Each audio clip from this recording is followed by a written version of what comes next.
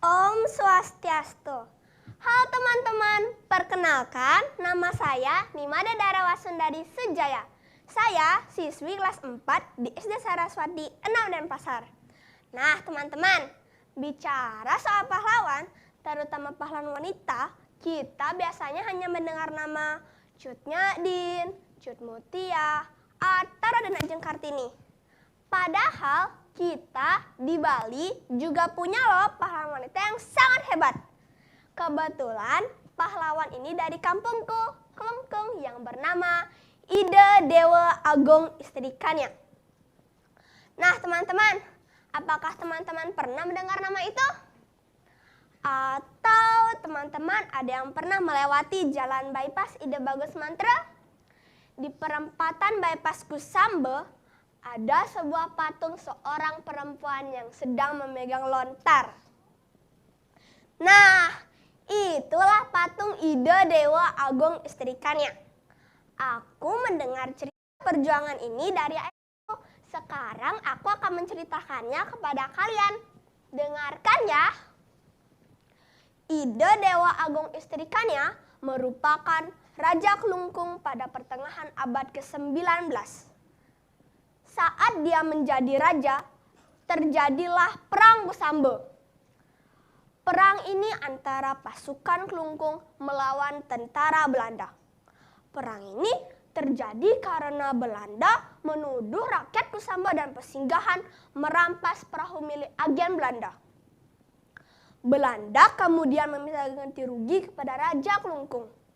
Tapi Raja Kelungkung menolaknya karena ada yang namanya hukum tawan karang. Apa ya hukum tawan karang itu?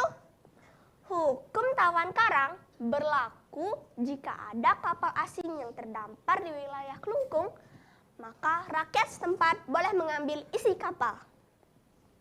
Karena itulah Raja Kelungkung menolaknya. Dan bahkan Raja Kelungkung menyatakan siap perang. Kusambe adalah negeri merdeka. Hukum tawan karang adalah adat kami. Kami tidak akan mundur setapak pun untuk mempertahankan tanah Kusambe ini, kata Ida Dewa Agung Istrikannya saat menerima utusan Belanda.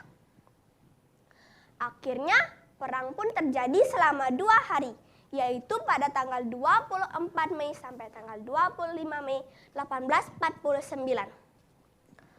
Pada hari pertama peperangan, tanggal 24 Mei 1849, Belanda berhasil menguasai Puri Kusambe yang membuat pasukan Kelungkung terdesak hingga mundur ke kota Kelungkung.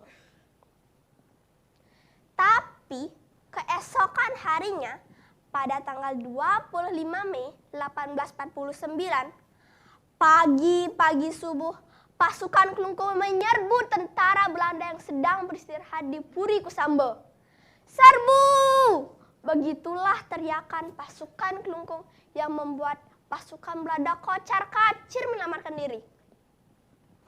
Bahkan pemimpin pasukan Belanda yaitu Jenderal Michels pun terbunuh karena terkena bedil pusaka kerajaan Kelungkung yang sering disebut I Seliksik. Karena kehilangan pemimpinnya, pasukan Belanda memutuskan untuk mundur. Dan akhirnya pasukan Kelungkung kembali menguasai Puri Kusambe. Kemenangan pasukan Kelungkung ini tidak lepas dari taktik jitu Ida Dewa Agung Istrikannya.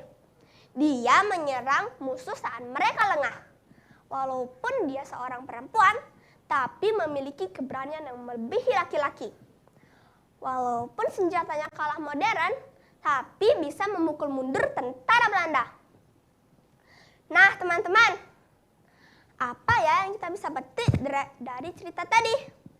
Tentu saja semangat, keberanian, dan kecerdasan Ida Dewa Agung Istrikannya. Dengan cara apa? Dengan cara rajin belajar dan tidak putus asa. Sekian cerita dari saya. Mohon maaf jika ada kesalahan. Tetap semangat dan merdeka. Om Santi Santi Santi Om. Baik, serbu.